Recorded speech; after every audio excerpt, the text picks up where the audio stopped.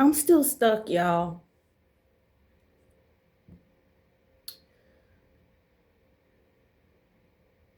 I don't really want to do this video, but God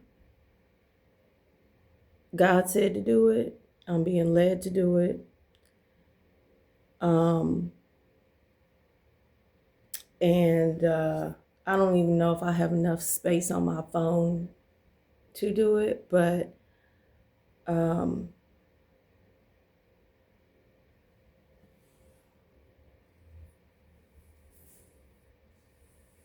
I'm not going to worry about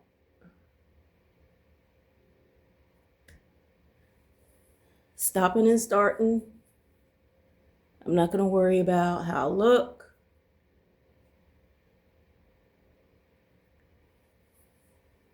I'm just going to share from my heart.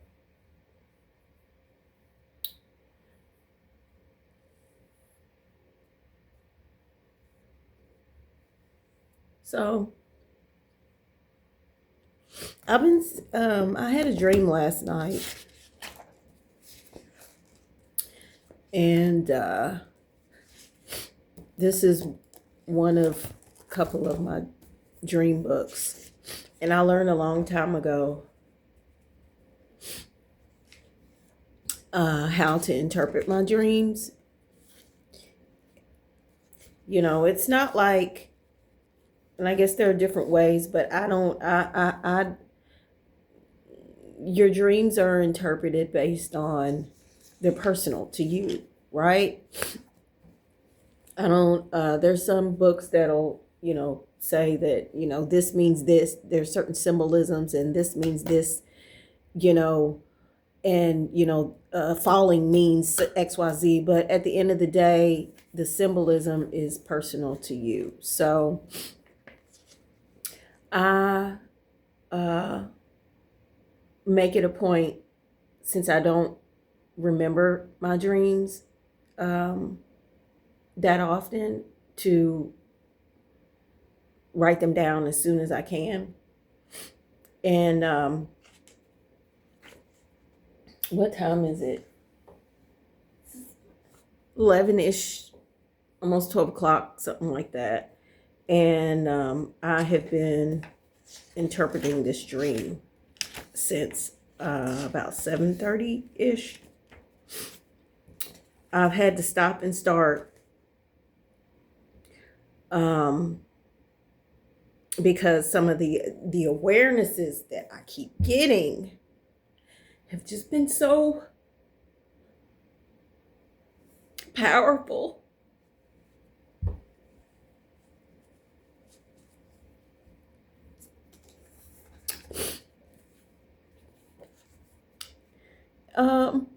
So basically, me and this friend of mine, this is the dream,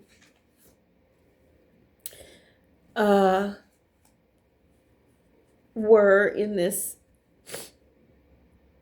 hotel room, living together, kind of, we were living together versus, I don't know if we were staying there, but the sense in the dream is that we were living together, and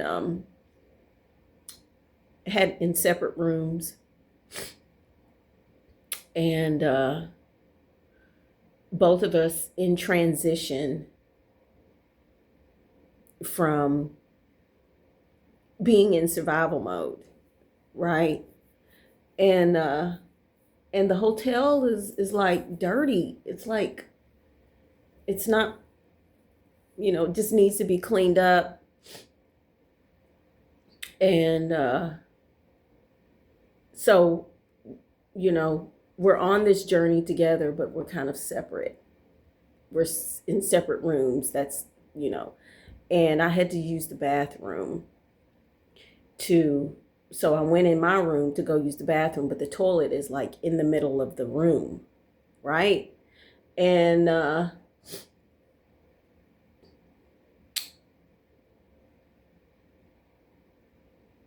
so the toilet represents and me needing to use the bathroom. And a lot of times, how sometimes you can be on the toilet or you dream that you're using the bathroom because you need to pee. This wasn't that. This was, the toilet represented, and me needing to use the bathroom represented me needing to relieve myself, and being in open space represented me needing to do this in public. And so at the end of the day, because I don't want to get too detailed, because I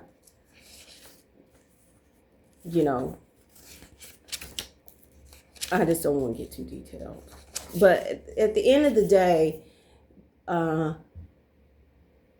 I needed to, it represented me feeling shame. Going to the bathroom is a normal thing, right?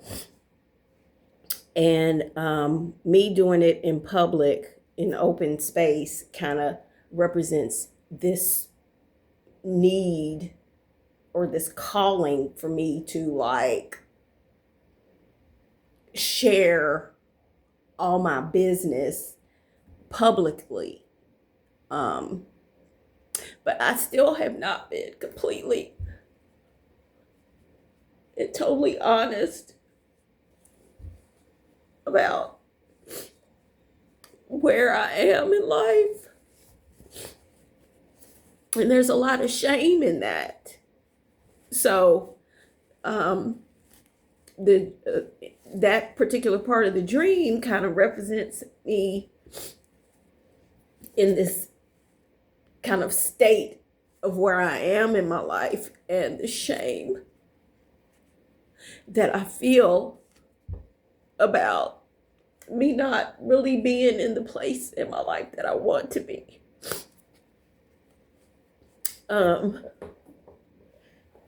And so, but the dream was telling me that, once I relieve, share this normal, thing that a lot of people go through in their life, that I will feel relief. I will feel relieved. Letting go, going to the bathroom represents letting go of, toxins and things that are in you that need to be released. And so, and doing it publicly, because I just feel like I'm not being honest. If I'm not being honest, I'm not being myself. Oh my God, I don't know why I keep crying. And I guess I'm kind of stalling as well.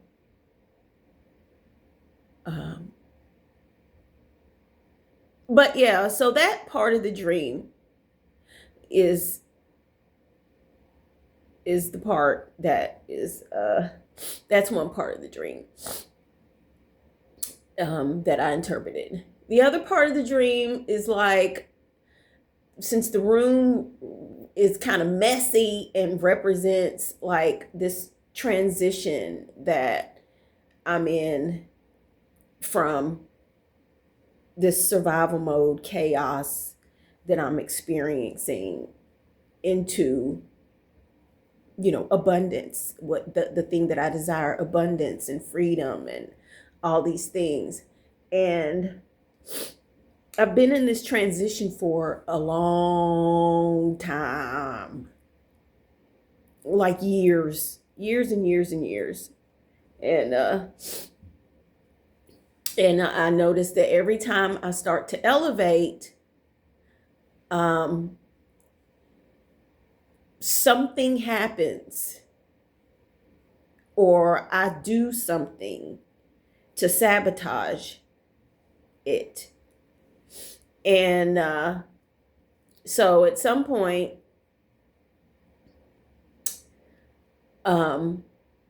there was, after I got done using the bathroom or whatever, I went to the window to look outside, and we were high up. We were in this high rise hotel, and I remember looking down at the hustle and bustle. We were like in downtown. The hotel was a high rise in downtown, and I remember looking down at the hustle and bustle and the people downtown, and the little people. That's kind of what it was. It was like I interpreted that to be like the little people that were down there. And I remember feeling a sense of fear about, because whether we were living there or this was like a space that I was living in, or I would never, live in a high rise anything because of my fear that if something were to happen, I won't be able to get out. So that fear, there was a lot of fear in that. Like all of a sudden, oh my God, what if there's an emergency? That idea about if there's an emergency, I won't be able to get out. How will I be able to get out? And then within that also, there was a fear of, not being able to get back down there. Right? So the symbolism of me elevating and having the fear of not being able to get back down there. Get back down there meaning to the little people. Get back down there meaning to, where I was before, or not being able to get out. There's like 3 fears within that. Like, on the one hand, I might not be able to, I don't want to leave anybody behind, so the hotel and me being up high represents me elevating in life. The trash and everything around represents the chaos in the midst of the transition, and and the fear of the unknown, of what happens once I elevate more, or what happens if it's almost like I don't want to get too big for my britches. That fear, that's always like a constant fear. Or the fear of like, if I become rich, or if I become a celebrity, or if I become like, I don't want to be caught up in no mess. And what if I can't get out of it? Or maybe these people who I have in the past gotten elevated to, like this fear of judgment, this fear of abandonment, this fear of not being accepted for who I am, not being accepted, not still being liked, not still being lovable. All these fears. And then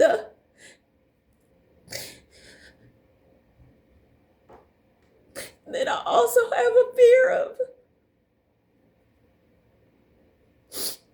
and responsibility to people that I don't want to let anybody down. I don't want to let anybody down.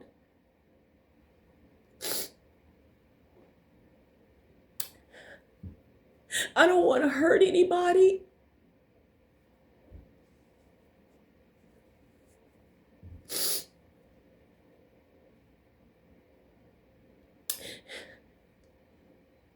And then also the pattern that I've had of allowing people into my life, or inviting people into my life, or certain types of people being attracted to me because of my nurturing spirit, my giving spirit, or in this need to uh, or calling to just want to save people or help people. And then realizing that sometimes, well, everybody has their own journey, and sometimes people don't necessarily, these people that I've allowed into my life, they may be attracted to what I can give them, but they kind of take what they need and then they go, or they don't really utilize the help that I give them, or they don't really reciprocate. And so then I'm kind of left feeling taken advantage of, or for the people that receive me as being too big, too this, or too preachy, or too much, or something. Like, it's like you can grow just enough, or you can give me just enough, but then when I start really, like, these people that I don't know, it's not like they don't really want the help. They just want my energy, or they want my knowledge, and then there's like a twofold thing. It's like, I really like you, but then I'm jealous of you, or I like you and then I just really only want, like, I don't know. It's like, I don't know what that is, but there's a certain level of, I've surrounded myself with certain people that or invited or allowed people in my life that are I love to be needed. But the problem with that is that you end up attracting needy people that a lot of times can't then reciprocate your needs, right? And so, I don't know. So there's a level of, and then the people that really can use my help and want my help, it's like I'm afraid to help them because there's a level of responsibility that I don't want to cause any harm. I don't want to cause any harm to these people. And I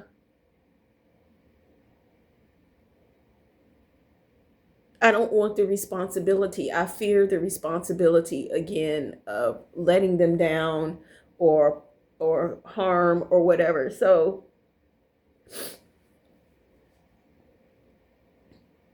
that affects my confidence. And with all of that, it just kind of keeps me stuck. So there's that part of the dream.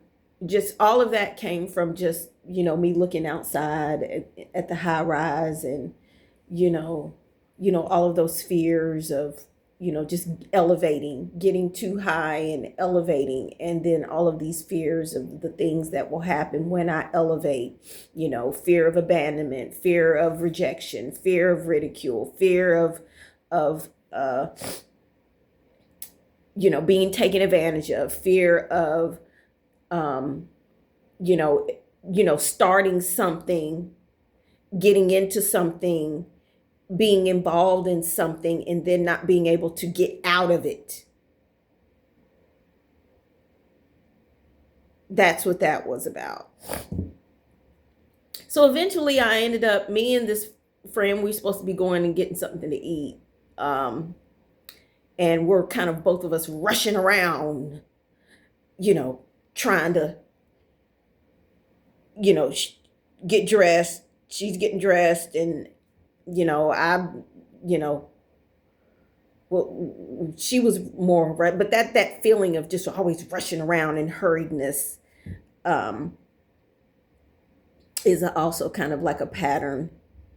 There's this sense of urgency, you know, just to being in survival mode, and, you know, always just rushing. And I went downstairs outside to go and get my belongings that I had left outside. Right? I had left them outside. My belongings, a blanket that I use, you know, whenever I'm going somewhere and I want to lay outside, one of my blankets that I use, and then my other stuff. I'm always carrying a lot of stuff. Anybody that knows me knows how I feel about, you know, my bags, and, you know, always just being able to keep my stuff with me, and just a sense of anxiety I feel when I don't have my stuff. And but me going outside to get my belongings, you know, because at this point I was like homeless, right? The stuff that I had left was like a blanket and whatever my belongings were. And there was a sense of, there were these dudes that was like hanging around in the area where I had left my stuff. And there was a feeling of like hesitancy to go get my stuff, because these dudes was like hanging around there. Like, I didn't want to put myself in harm's way. It's dark at this point. Like, in this, there was like, it was like the hotel was across the street, and here, this corner block, there was this whole like round, reminds me kind of like, it was elevated though. It was like this round grassy knoll, elevated, and then around it was like, it was concrete, but it was like concrete seating around it, all on this block. I don't know if I'm describing it right, but anyway, kind of a little bit reminds me of Triangle Park in my hometown, but it wasn't triangle, it was round, and it took up this whole block section, and there was enough room, you know, and it was like homeless, you know, people hanging around there. And I was going to get my stuff, and I went over there.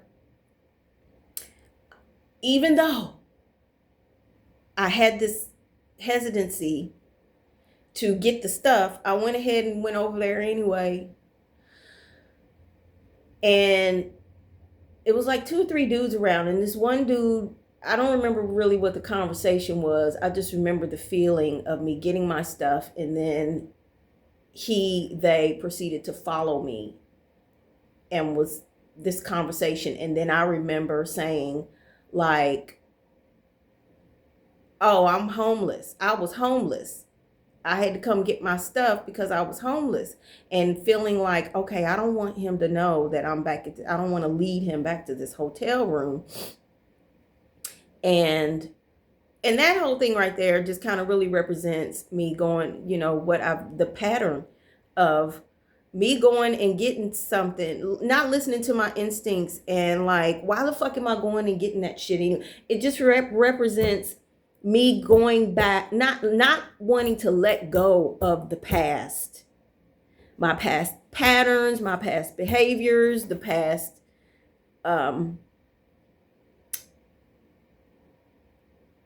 circumstances, people, things in my life that I'm still just trying to hold on to for fear of, you know, the unknown or whatever. And then me letting him know that I, you know, hey, I used to be homeless. I mean, because there must have been some level of conversation about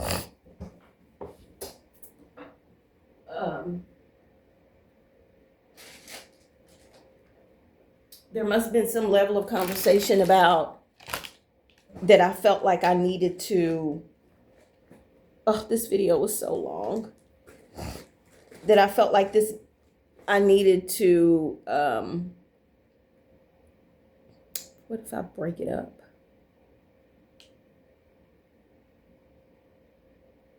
No, fuck it. I'm just gonna leave it. That I needed to justify, for fear of, out of safety or whatever. For, a lot of that I used to do. I've done that in my past where I've had to like justify, like to make sure, let them know I got street cred because I've been judged for, being light skinned and pretty, or judged for, being too articulate, and, acting white or talking white or, um, so there was a level of, I had to let him know that, hey, I'm like kind of like you. I'm just like you. And so at some point, we in the back seat of a car, I'm assuming it was like an Uber, and we're like driving by.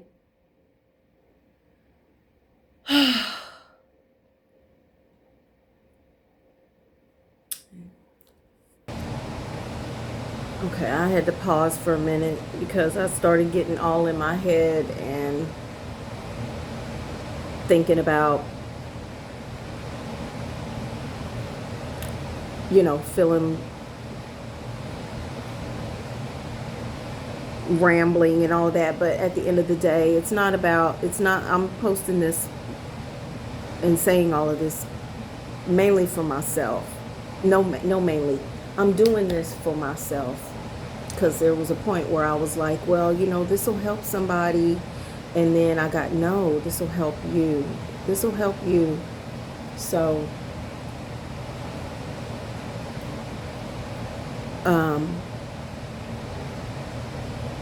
I can't worry about what I can't worry about.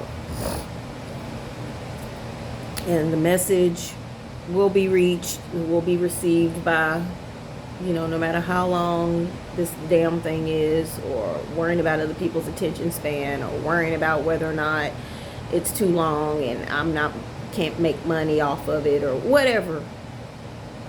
That ain't the point.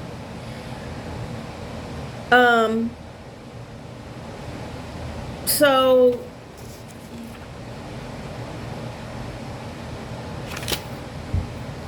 we're in the back seat of this car.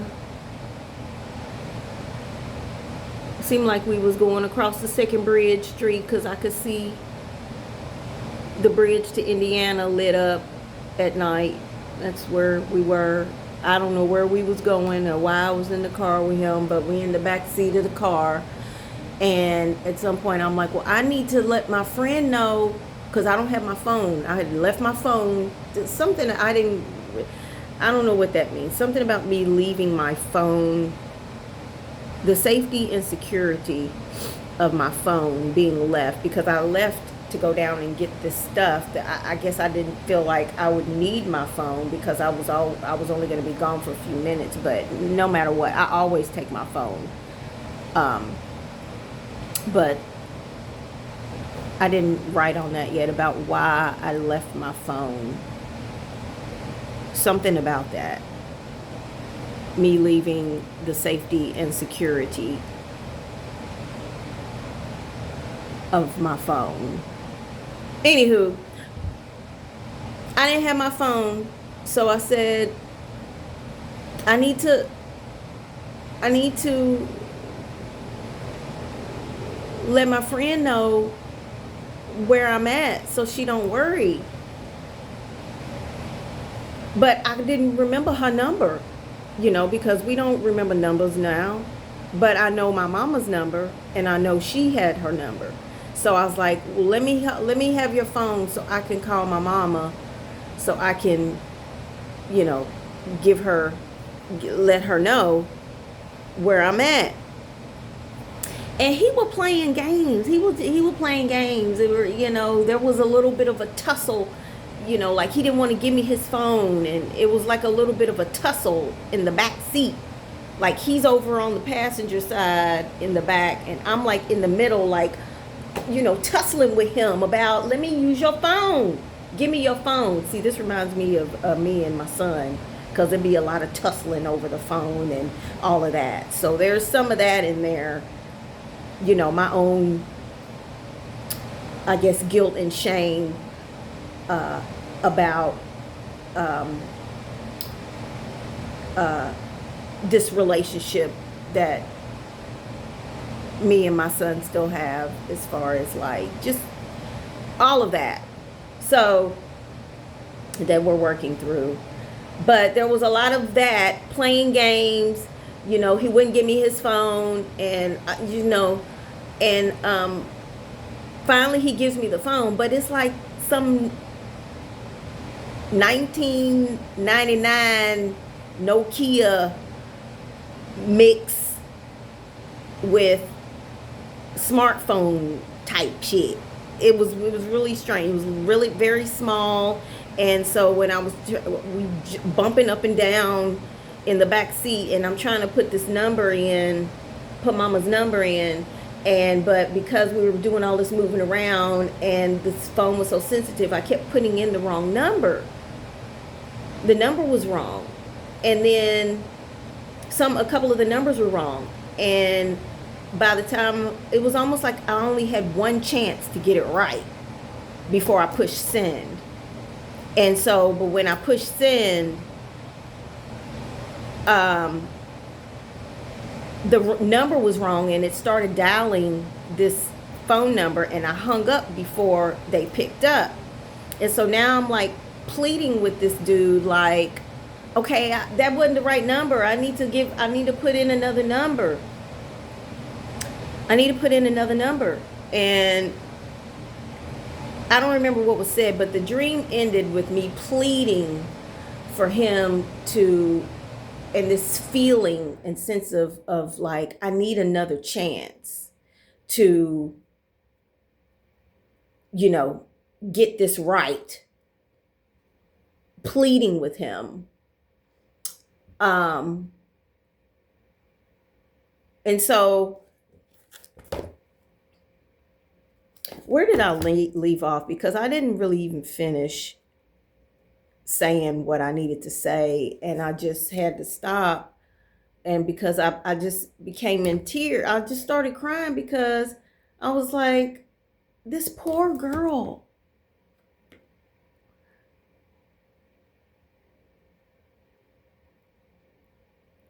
Me, the inner, the inner child, I've, been through so much. I've been through so much. And it's like, when I was interpreting this, and a lot of stuff from the past came up about the same stuff that, I've been keeping a journal since I was in the 6th grade. And some of the same stuff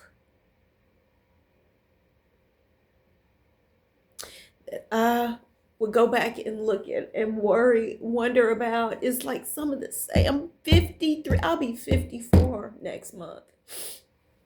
And I'm still struggling with some of the same stuff I used to struggle with as a teenager. And I'm pissed off about that. I'm pissed off at myself about that. Literally just had therapy about this, about, stuff that happened when I was younger. That I'm pissed off about. Pissed at my parents about. Well, mainly my mama.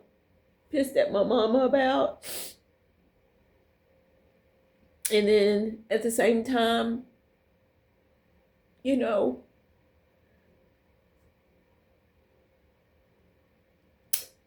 as a woman and a mother, having an understanding of where she was at the time and having forgiveness for that, and then also pissed off at myself because I have all of this motherfucking knowledge, all of this smarts, and all of this, certifications and licenses and education, and then I'm still stuck. And so the dream was really in a message of what I'm kind of working through in my life about how I still feel stuck because of all of these fears that I'm still struggling with, that have allowed me to keep myself in a place that is so shameful to me. Like,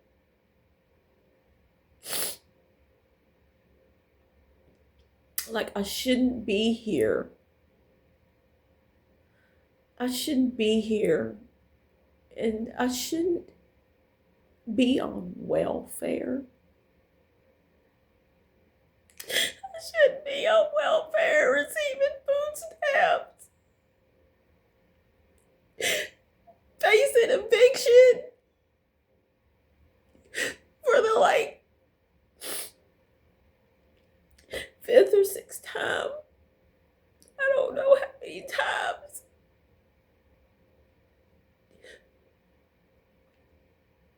And then every time I elevate or start to feel good about myself, something happens. I end up getting into a car accident.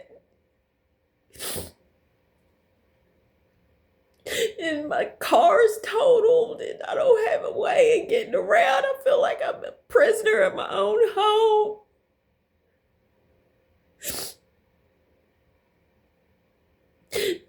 I feel like I'm burdened, constant burden.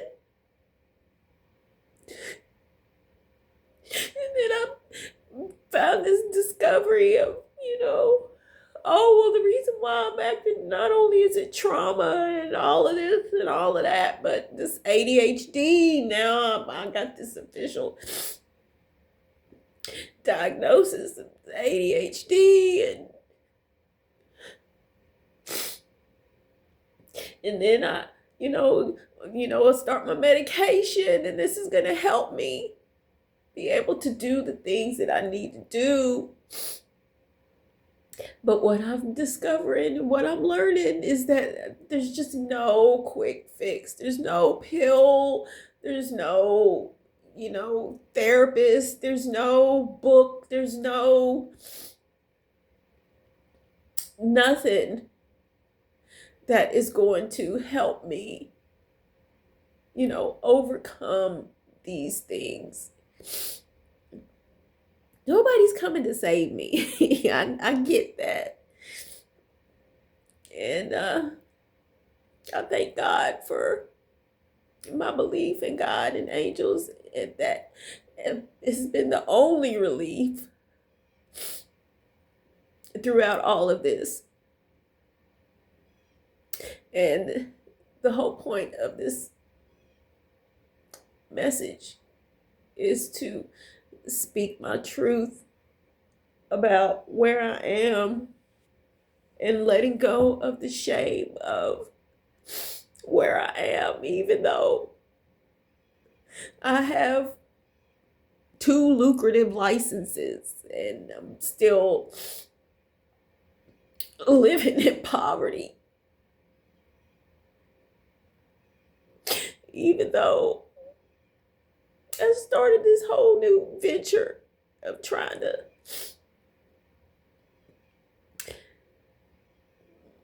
see. I don't even want to say what I started thinking that this was going to help me bring in some more income, but I ain't even been able to do that either. I'm thinking, if I get this pill, once I get this Concerta, that's going to help me sit down and do what I'm supposed to do, but I didn't do that either. I spent all weekend arguing with folks on the internet, scrolling and not doing, and I realized that's another just form of being in a dysregulated, this sense of feeling of like trying to advocate for other people and really, and just really needing to put the oxygen mask on myself and feeling bad for not being able to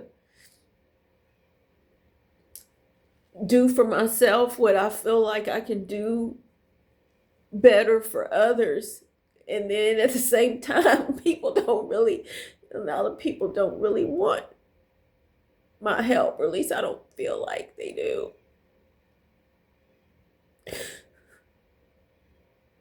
Or it's the people that I'm trying to help don't really want the help. I know that that's not it. It's like I can't force myself onto people. So that's why I share this away, so that way the people that need my help or resonate with what I'm going to, that need to see that they're okay. I just pray that this message reaches them and it blesses them and it blesses me in the process.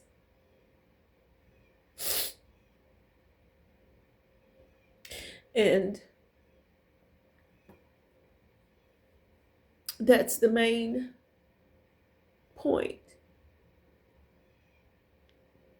So the dream was telling me, number one, to not be ashamed of where I am. I'm really working on that. There's plenty of people going through what I'm going through. And then also I feel like, I don't doubt that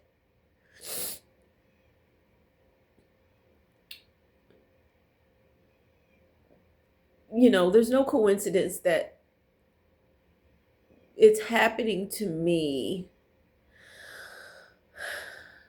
because people need to see that, like, poverty and homelessness, or people getting ready to be homeless, I've said this before, that it don't look like what you think. It just don't be looking like what you think it's gonna look like, like, also mental health, my mental health, or ADHD and being dysregulated, the symptoms of it, this is how it presents. It presents as under earning, underperforming, a lot of negative self-talk, a lot of dysregulation and drug abuse, addiction, because we're trying to self-medicate. The reason why I smoked weed for so long was because I'm trying to I'm looking for dopamine and I'm trying to self-medicate and trying to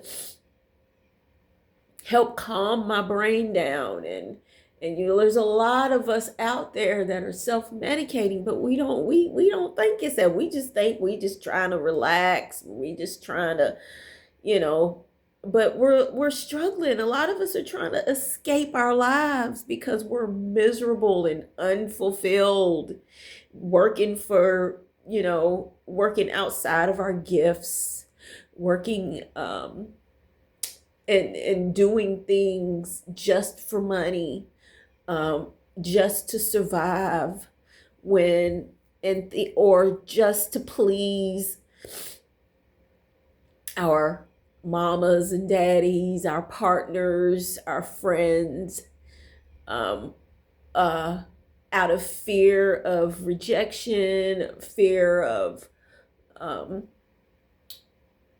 you know, being isolated, uh, fear of change. You don't know what's on the other side. Uh, Fear of these Luciferian, devil worshiping, rich celebrity people. Fear of trying to, of not wanting to be associated with your beliefs about certain rich people. Fear of not wanting to be viewed as stuck up or a bitch or all the things, you know. Fear of being alone, because I believe it's true when they say, it's lonely at the top. I ain't there yet, but I just notice the more, I notice that there's certain things that I have to eliminate out of my life, certain people, or that I have to, because I've got to, like, I'm so sensitive. I'm so sensitive to uh, negativity and uh, uh, outside pressure and outside influence, that I have to keep my self concept and thinking high, or else I will, like, retreat. Like, I will retreat and hide and go back into myself and self sabotage. So, um, and so the dream was really just, I guess, about me working all of that out within myself, and the calling of, this still calling that I have to just share my journey, which is also part of my spiritual thrust. If y'all have ever heard me read about my spiritual thrust, which is communicate with ease and flow, to um, share what I put together with myself. A lot of people go against, like, you shouldn't really share while you're in the midst of it. You should share, once you've over. But I don't really see that as, since I ain't there yet, I can share with myself, but I mean, this is what I'm supposed to be doing. I look forward to looking back on these videos and seeing, yeah, yeah, you did it. This is this is part of my testimony, because I know that I understand. I see, my challenges to not, like, focus on the 3D. Like, my keyword today was progress. So, I need to be, I'm not where I used to be. Some things have still remain the same, but I know God is working things out. Things are catching up, uh aligning perfectly for me right now. I know that they are. And I'm in the process. I'm not gonna. I'm gonna.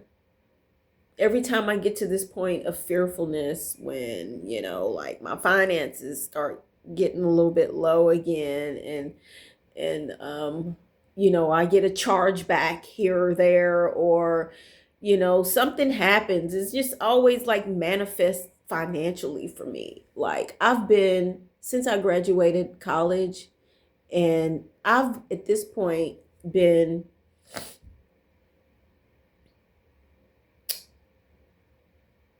like, it's a figment of my imagination. I remember when I used to not be struggling in survival mode. Those years of struggle in survival mode have now surpassed the 12 years that I had out of college when I wasn't struggling. And that's kind of hard for me, knowing everything. And I guess my work here, and I'm going to wrap it up because we're coming on an hour,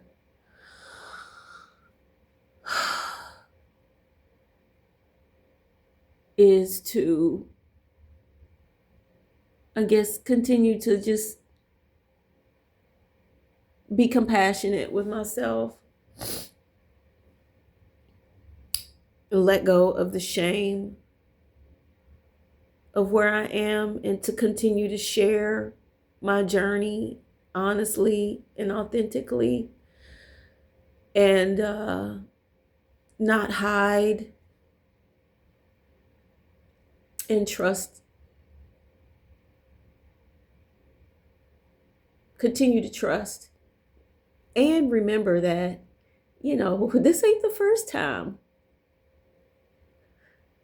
I'm gonna get through it just like I get through every other, like just like I've gotten through every other thing. Like I didn't had almost died several times, most recently in my car accident, but I feel like that whole thing kind of gave me that period of, rest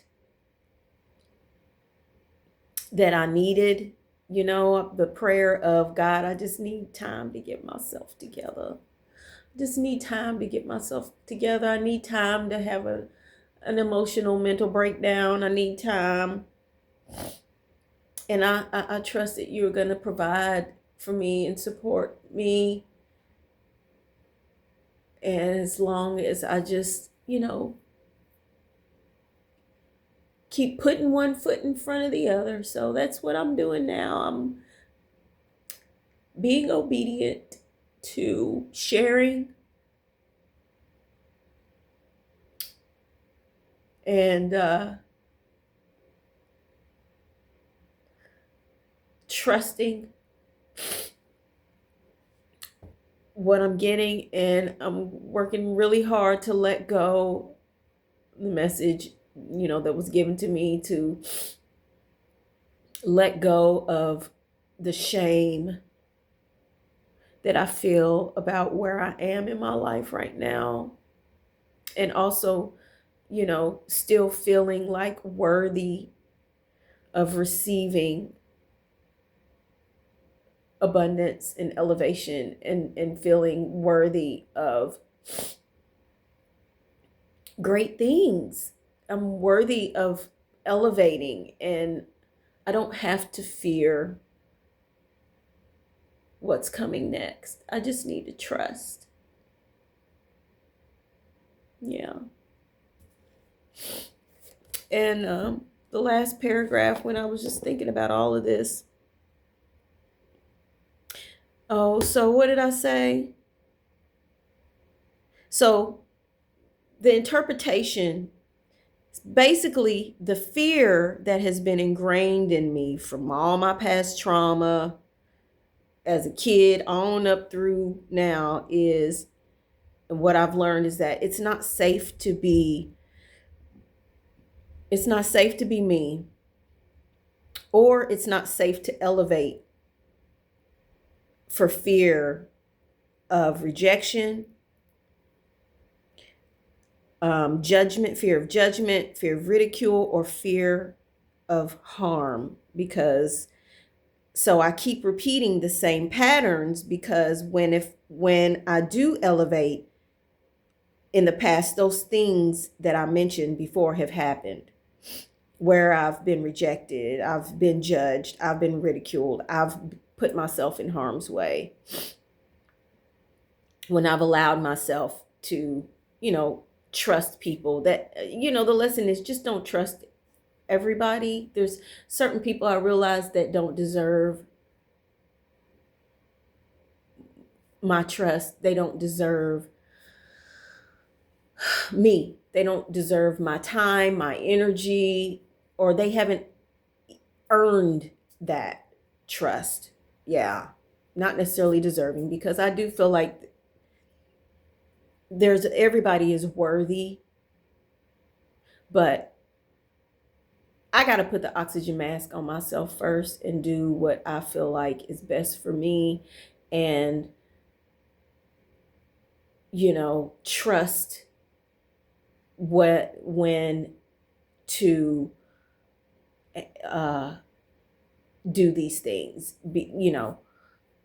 Um trust what I'm being given, because when I don't trust, that's also when I be getting fucked up too. It's like, yeah, well, when you listen to and you knew, like, I knew I shouldn't have did that shit, but I did it anyway because I was not trusting that everything was going to work out, because I'm fearful of all of this other stuff. So being on welfare, on food stamps, in survival mode, it keeps me safe from all of the above. That's basically what it is. And when I thought about that,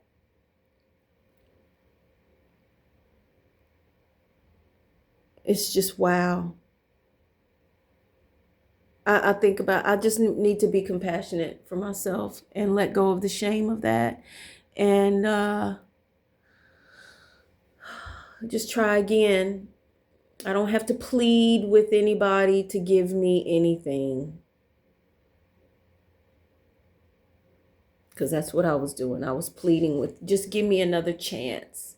I guess that's what it was like. I'm pleading, like, I don't have to fear that my opportunities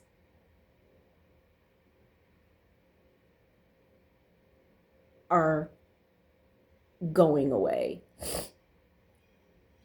I need to just trust in myself when the opportunities come, and ask for guidance and trust in the guidance that I'm being given, and trust in that knowing, and building that confidence within myself that I am worthy and deserving of everything, of elevation, of riches, of, you know, these things, these desires that I have in my heart. So what else, God?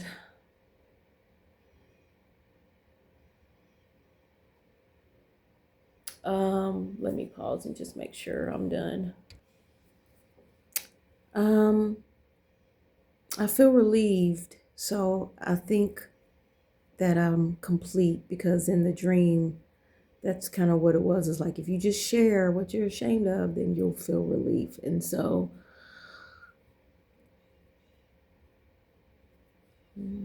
all of my ugliness, I don't, this presentation is not the best, but it is who I am right now. This is where I'm at. So, I hope this blesses somebody. You're not alone. You are worthy. And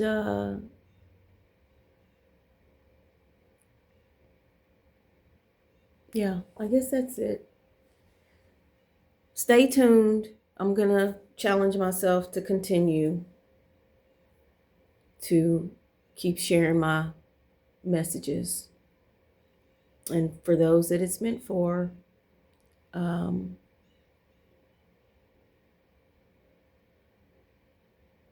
I hope it blesses you. So I guess that's it. please engage with my content, because this will also help me. I'm doing this content creator thing, so this will help me to do what I love and create a source of income for that. So on that note, peace and love.